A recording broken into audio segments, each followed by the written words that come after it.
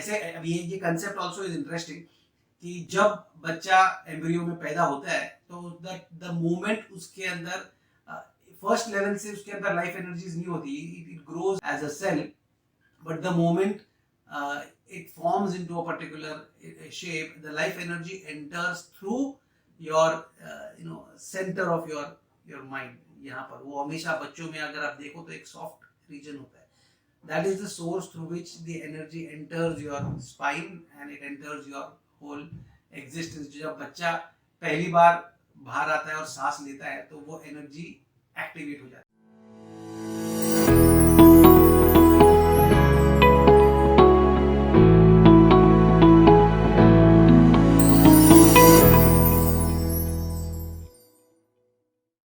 Hi guys, welcome to Life Philosophy. Today we are going to talk about a concept जो काफ़ी unique है और वो concept is about life energy और how this energy enters and leaves our life, our body, and how does it affect. सी क्या है कि हम हमारी कुछ भी साइकोलॉजी हो, कुछ भी फिलोसफी हो, हमारा कुछ भी अपब्रिंगिंग, कंट्री, जो भी हो, फंडामेंटली हम अलाइव है क्योंकि हम ब्रीथ कर रहे हैं और breathing is the source of all living life, specially humans. Breathing is the source of that. तो हम ये 100% कह सकते हैं कि we are all a result of this life energy that is within us, which is through breath.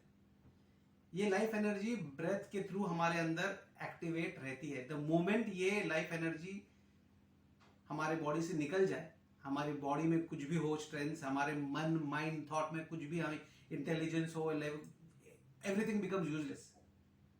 So the entire source of our identity is not our body, it is not the thoughts and the intelligence and the certificates और हमने क्या किया, ये सब नहीं है. हमारा source of हमारा existence is the life energy that is present in our body. Even when we sleep, even when we go into various zones of ecstasy, her level पे वो एनर्जी ही एक कांस्टेंट है. और एज वी ग्रो, हमारे बचपन से जो हमारा एक आइडेंटिटी, बॉडी चेंज होती जा रही है, हमारे माइंड थॉट्स चेंज होते हैं, लेकिन वो एनर्जी जो है वो एक कांस्टेंट फैक्टर है through out. Even at this particular moment जब आप हो, वो एक सिंगल सोर्स ऑफ कांस्टेंट जो हर लिविंग ह्यूमन बीइंग के अंदर है, वो लाइफ एनर्जी है.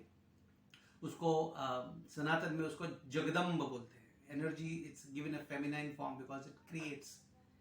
तो Jagadamba is the source of your own life energy और योर ओन लाइफ. आपका जो यूनिवर्स है, it's basically energy is the source of the entire universe. But जब स्टिलनेस है तो there is no energy, then that stillness is basically शांत और Shiv, which is nothing.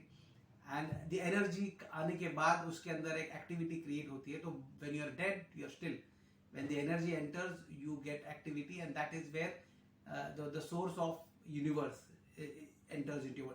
ऐसे अब ये कंसेप्ट ऑल्सो इज इंटरेस्टिंग कि जब बच्चा एम्ब्रियो में पैदा होता है तो द मोमेंट उसके अंदर फर्स्ट लेवल से उसके अंदर लाइफ एनर्जीज नहीं होती, it grows as a cell, but the moment it forms into a particular shape, the life energy enters through your center of your mind. यहाँ पर वो हमेशा बच्चों में अगर आप देखो तो एक सॉफ्ट रीजन होता है. That is the source through which the energy enters your spine and it enters your whole existence. जब बच्चा पहली बार बाहर आता है और सांस लेता है तो वो एनर्जी एक्टिवेट हो जाती है. और उस moment onwards till the time the person leaves this earth, उस मोमेंट तक वो एनर्जी उस सिस्टम में एक्टिवेट होती रहती है. और वो सिस्टम में जब एक्टिवेट होती है वो उसके अपनी एक यूनिवर्स क्रिएट करती है, उसका एक अपना इंडिविजुअल सोर्स ऑफ, उसके लिए जो आइडेंटिटी है, उसका यूनिवर्स है, वो क्रिएट होता है. आप दुनिया को एक्सपीरियंस करें, जैसे एक ही सिचुएशन को 4 लोग एक्सपीरियंस कर रहे हैं, हर एक का एक्सपीरियंस अलग होता है.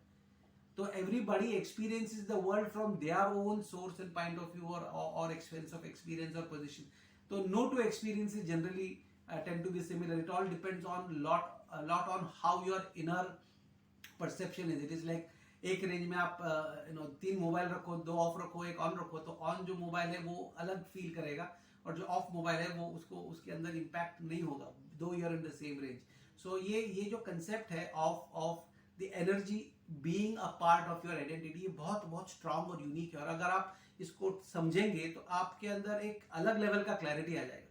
और वो क्लैरिटी कैसी, that is why as the child grows, आपने देखा होगा कि जब बच्चा छोटा होता है तो वो मतलब उसके सेंसेस भी एक्टिवेट नहीं होते, वो ना आंखों से देखता है, लेकिन उसके पास वो आइडेंटिफाई करने की नजर नहीं होती, बिकॉज उसको वो साइट का जो स्ट्रेंथ है वो नहीं आया है.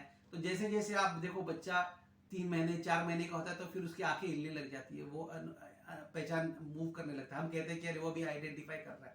उसके पहले तक वो हंसता है, खेलता है, बात कर, लेकिन it is connected to a different world. It is not connected to your world because it is not experiencing your world. But जैसे जैसे वो एनर्जी अपने स्पाइन से नीचे उतरती जाती है, तो पहले आपकी साइट एबिलिटी से आप कॉन्सेंट्रेट करके पहचानने लग जाते हो, रिएक्ट करने लग जाते हो. फिर धीरे धीरे जब आप छोटे बच्चों को दूध ऐसे पिलाओ वो पी लेते हैं, बट थोड़ा बड़े होने के बाद आप शक्कर वाला दूध देते हो और सडनली आप बिना शक्कर के दूध दो तो वो दूध थूक देगा. इसका मतलब उसका सेंस ऑफ टेस्ट डेवलप हुआ है. धीरे धीरे जैसे जाता है उसकी सेंस ऑफ, जैसे आप छोटे बच्चों को अगर इंजेक्शन देते हो वो रिएक्ट नहीं करते, लेकिन 10 दिन का हो, लेकिन 10 महीने के बच्चे को जब आप इंजेक्शन दोगे तो वो रोने लग जाता है. दैट मींस उसका सेंस ऑफ स्किन डेवलप हुआ है. धीरे धीरे उसका sense of talking word develop होता है, सेंस ऑफ हियरिंग डेवलप होता है. दैट हैपेंस ओवर 1 महीना 2 महीने. फिर उसकी मोबिलिटी डेवलप होती है. तो जैसे जैसे वो एनर्जीज नीचे उतरते जाती है वैसे वैसे आपकी एबिलिटीज डेवलप होते जाती है, और फाइनली वो एनर्जी जाके रेस्ट करती है आपके लोएस्ट स्पाइनल कॉर्ड के ऊपर, और जहां पर आप जब वो वहां पर कनेक्ट हो जाके वहां रेस्ट हो जाती है.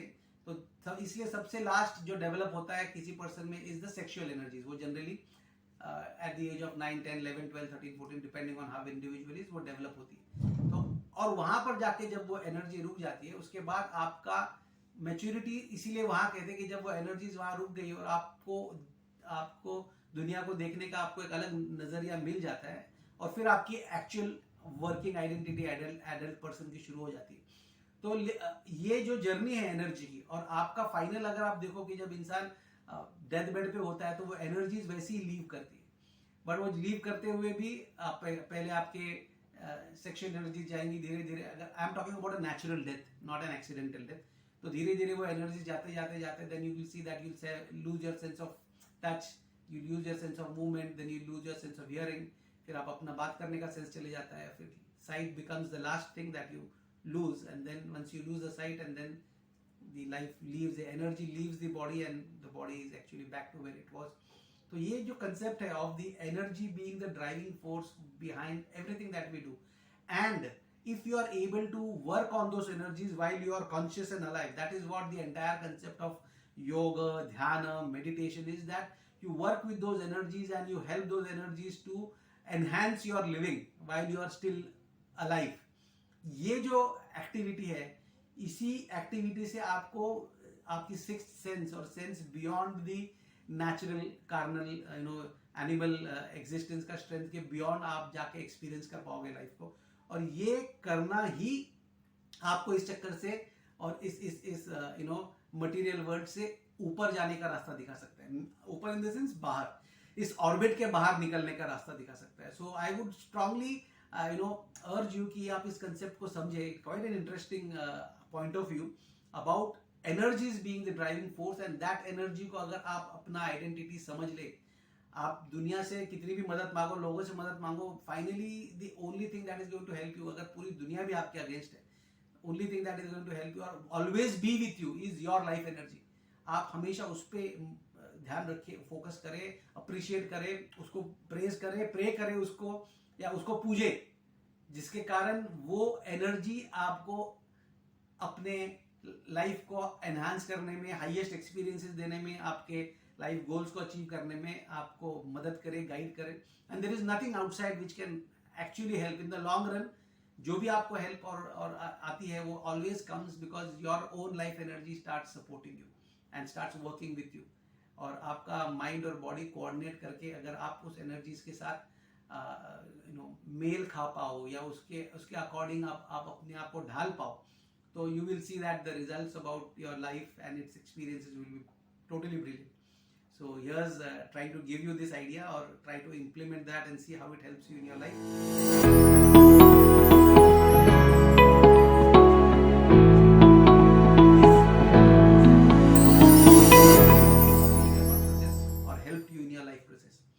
So till we meet again, may the force be with you and all the best to you. Take care.